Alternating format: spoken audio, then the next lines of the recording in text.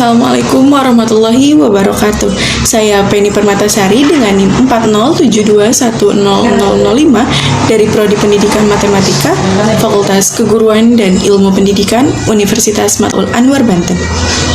Video ini dibuat untuk memenuhi salah satu tugas mata kuliah, yaitu sistem geometri. Nah, di video kali ini, saya akan membahas materi tentang geometri proyektif. Pembahasan pertama yang akan saya bahas yaitu mengenai pengertian pangkal geometri proyektif.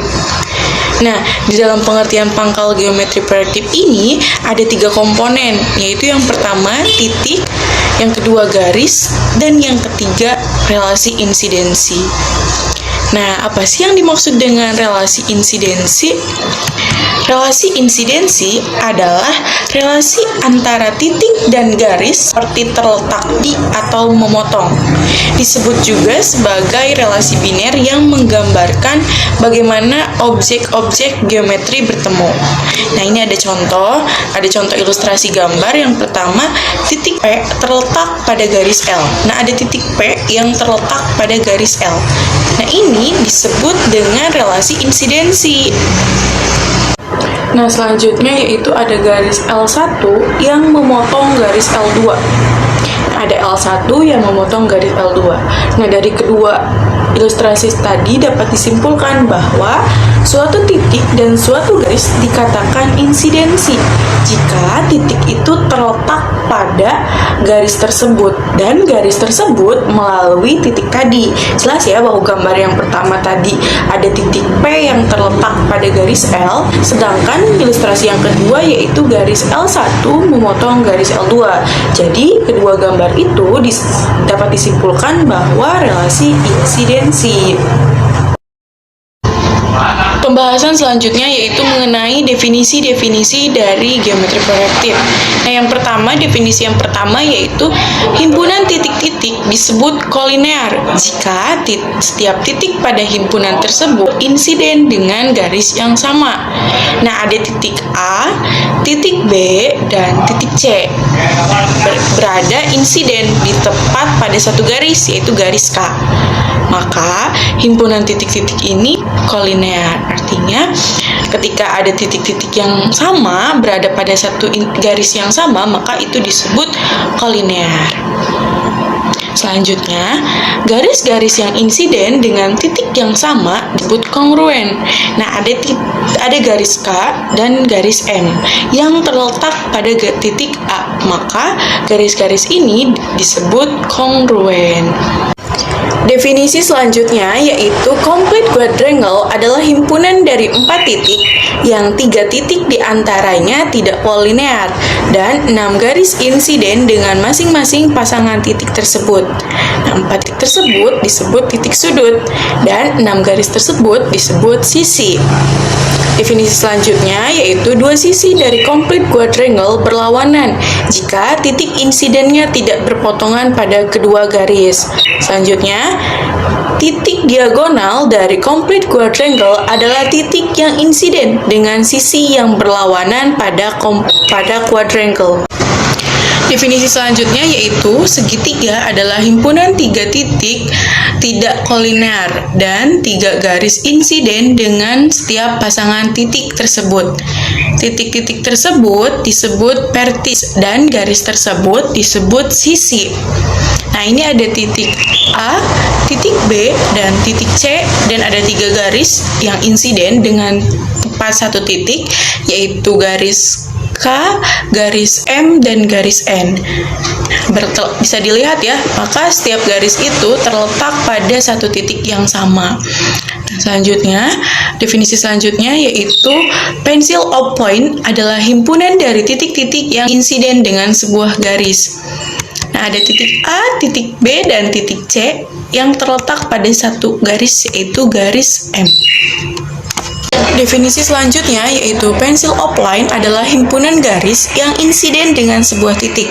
Nah, ada garis K, ada garis L, ada garis M, dan garis N. Nah, disebut pencil of line apabila garis-garis tersebut terletak pada satu titik yang sama, yaitu titik A. Selanjutnya, titik-titik P1, P2, dan sampai Pn dikatakan kolinear jika terdapat satu garis yang memuatnya. Nah, ada titik P1, P2, sampai Pn ini dikatakan kolinear karena terletak pada garis yang sama, yaitu garis M. Definisi selanjutnya yaitu jika ABC tiga titik yang berbeda dan non-kolinear, maka bidang yang memuat ABC disebut bidang yang ditentukan oleh ABC dan dinotasikan dengan ABC. Pembahasan selanjutnya yang akan saya bahas yaitu mengenai aksioma-aksioma yang terdapat dalam geometri proyektif. Aksioma yang pertama yaitu terdapat sebuah titik dan sebuah garis yang tidak insiden. Nah, ada sebuah titik A dan sebuah garis. Nah, ini sudah jelas bahwa ini tidak insiden karena tidak berdekatan atau tidak terletak atau tidak memotong. Selanjutnya yaitu aksioma yang kedua, tiap garis insiden dengan minimal 3 titik berbeda. Nah, ada titik A, titik B, dan titik C. Mereka berinsiden hanya dengan tepat satu garis, yaitu garis M. Selanjutnya, aksioma yang ketiga, dua titik sebarang yang berbeda berinsiden hanya dengan satu garis. Nah, ada titik A dan titik B. Hanya berinsiden dengan satu garis, yaitu garis M. Aksioma yang keempat yaitu jika ABC adalah 4 titik berbeda sedemikian hingga AB berpotongan dengan CD, maka AC memotong BD. Nah, ada 4 titik yaitu titik A, titik B, dan titik C, titik D. Sehingga AB berpotongan dengan CD. Bisa dilihat ya, AB berpotongan dengan CD. Nah, maka AC memotong BD. Aksioma yang kelima yaitu jika ABC adalah bidang, maka terdapat paling sedikit satu titik tidak berada pada bidang tersebut. Nah, ada titik A, titik B, dan titik C yang berada pada bidang, dan misalkan ada satu titik yang berada di luar bidang, kita misalkan yaitu D. Aksioma yang keenam yaitu dua bidang sebarang yang berbeda memiliki paling sedikit 2 titik potong. Nah, ada 2 bidang.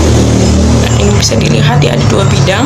Nah, ketika dipotong maka memiliki 2 titik potong, yaitu titik A dan titik B. Itu sudah terlihat jelas bahwa dari 2 bidang ini ada 2 titik potongnya, yaitu A dan B. Aksioma yang ketujuh yaitu 3 titik diagonal pada complete quadrangle tidak pernah kolinear. Nah, aksioma yang ke-8 yaitu jika suatu proyeksi memproyeksikan 3 titik invarian yang segaris, maka hasil dari proyeksi setiap titik pada garis tersebut adalah titik invarian. Nah, ada titik A, titik B, dan titik C berada dalam satu garis yang sama dan memproyeksikan menjadi OA, OB, dan OC. Dan terdapat satu titik yang berbeda, yaitu titik X. Mungkin hanya itu yang dapat saya sampaikan. Kurang lebihnya mohon maaf, dan semoga apa yang saya sampaikan bisa bermanfaat. Terima kasih. Wassalamualaikum warahmatullahi wabarakatuh.